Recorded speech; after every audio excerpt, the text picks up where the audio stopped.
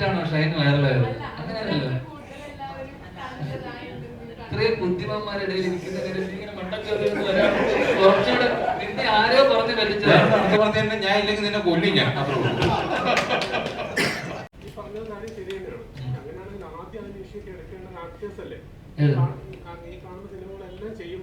അതൊക്കെ റിലീസ് ചെയ്യാൻ വേണ്ടിട്ട് പ്രൊഡ്യൂസേഴ്സ് തയ്യാറാവണമല്ലോ. അപ്പൊ നിങ്ങൾ ചൂസ് ചെയ്യാനല്ലേ സിനിമകളും കുറച്ച് മാത്രം റിലീസ് ചെയ്യാൻ പറ്റും.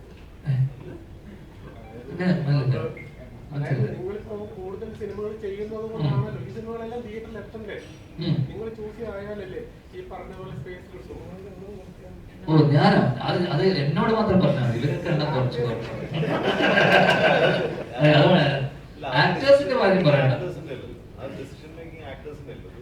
കഥയുണ്ടായി, അതൊരു പ്രൊഡ്യൂസർ വന്നു, ഒരു ഡയറക്ടർ ഉണ്ടായി, അതിനുശേഷം വരുന്ന ഒരു എലമെന്റാണ് ആക്ടർ എന്ന് പറയുന്നത്. അതിലേക്ക് എത്തുമ്പോഴത്തേക്ക് ഒരുപാട് കഴിഞ്ഞിട്ടാണ്.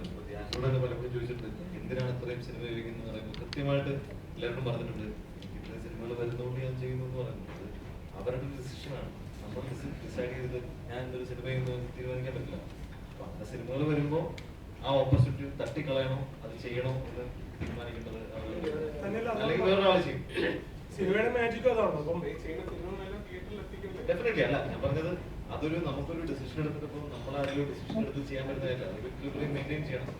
അത് സംഭവിക്കുമായിരിക്കും, സംഭവിക്കില്ലായിരിക്കും ഇന്നത്തെ കാലത്ത്. പക്ഷെ ചിലപ്പോൾ അതിനൊക്കെ പല സ്പേസുകളും ഉണ്ടായിരിക്കും. ഇപ്പോൾ 150ഓളം സിനിമകൾ എക്കാലത്ത് നമ്മൾ പറയുമ്പോൾ മലയാള സിനിമയിൽ ഇത്ര ഹിറ്റുകൾ കഴിഞ്ഞ വർഷം 5 ഹിറ്റ് ഉണ്ടായിരുന്നു, അല്ലെങ്കിൽ 10 ഹിറ്റ് ഉണ്ടായിരുന്നു. പക്ഷെ എൻ്റെ ചെറുപ്പകാലം മുതൽ ഞാൻ സിനിമ കാണുന്ന സമയത്തും അന്നും കേട്ടിട്ടുള്ളതാണ് ആകെ ഈ വർഷം പ്രൊഡ്യൂസറിന് ലാഭം ഉണ്ടായ സിനിമ ഇത്ര സിനിമകൾ മാത്രമേ ഉള്ളൂ.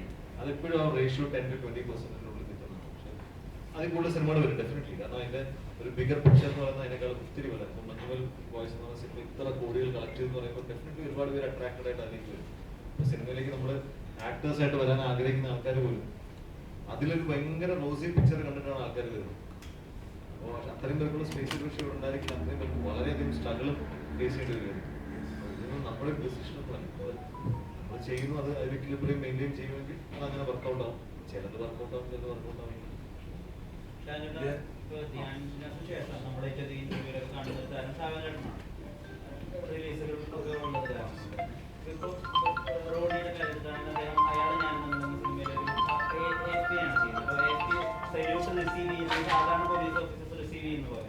ശരീരഭാഷ മനസ്സിലാക്കി അദ്ദേഹം ചെയ്തൊരു ഷോട്ട് ഉണ്ട് ആ സിനിമയിൽ. ഇപ്പൊ ഷാൻചേട്ടന് കുറെ പോലീസ് ഓഫീസേഴ്സ് ഒരുമിച്ച് ചെയ്യല്ലേ, ചിലപ്പോ ബോധപൂർവ്വം ശരീരഭാഷയിലോ അല്ലെങ്കിൽ അതിന്റെ മൊത്തത്തിലുള്ള സിസ്റ്റം മനസ്സിലാക്കിയിട്ട് ചെയ്യാനൊക്കെ ഇപ്പൊ അത്രയും ആത്മാർത്ഥതയോട് പറ്റാറില്ല ഈ എണ്ണം കാരണം.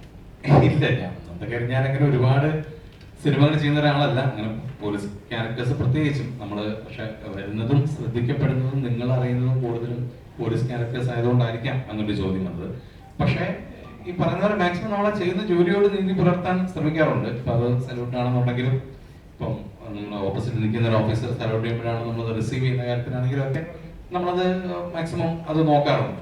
തീർച്ചയായിട്ടും നമ്മൾ ചെയ്യുന്ന ജോലിയിൽ നമ്മൾ എന്തെങ്കിലുമൊക്കെ ഡിഫറെന്റ് ആയിട്ടുള്ള കാര്യങ്ങൾ അത് ബോഡി ലാംഗ്വേജിലാണെങ്കിലും ഇപ്പൊ ഇതിനകത്താണെന്നുണ്ടെങ്കിലും നമ്മളങ്ങനെ ഒരു പോലീസ് യൂണിഫോമിൽ അങ്ങനൊന്നും അല്ല.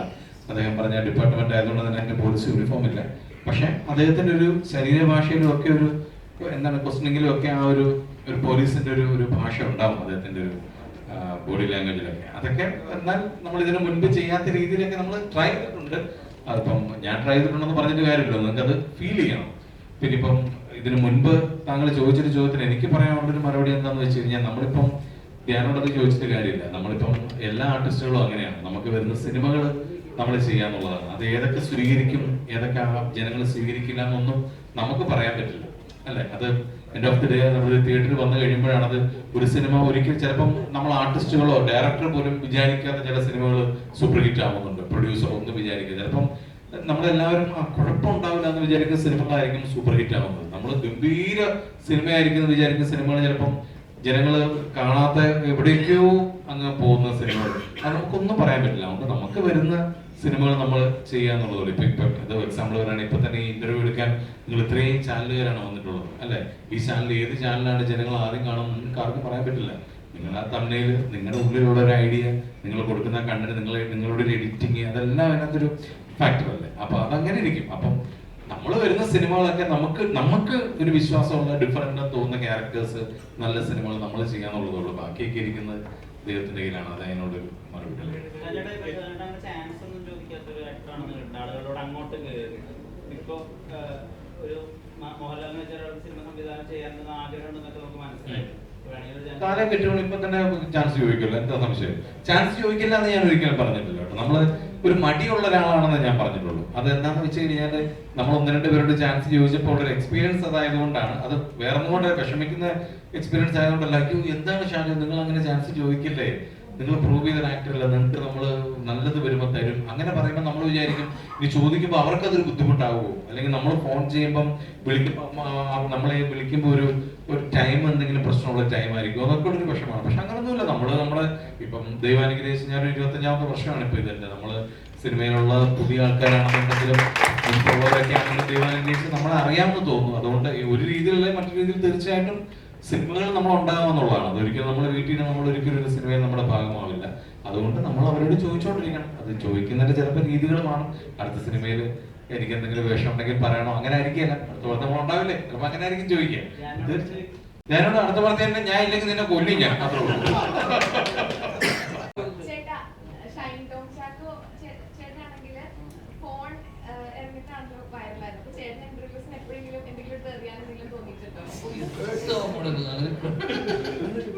ഫോൺ എറിഞ്ഞിട്ടാണോ ഷൈൻ വൈറലായത്? അങ്ങനെയല്ലോ. ഇത്രയും ബുദ്ധിമാന്മാരുടെ ഇടയിൽ ഇരിക്കുന്ന ഇങ്ങനെ മണ്ടൊക്കെ വരാൻ കുറച്ചുകൂടെ നിന്നെ ആരോ പറഞ്ഞ് പറ്റിച്ചതാണ് ഇങ്ങനത്തെ ചോദ്യം ചോദിക്കാൻ വേണ്ടി. ആരാ അവനായിരിക്കും. നീയാണോ പറഞ്ഞത് ചോദ്യം ചോദിക്കാൻ? ഇത് കട്ടി കളഞ്ഞേക്കും. എനിക്ക് ഭയങ്കര ചിന്ത പറയാം.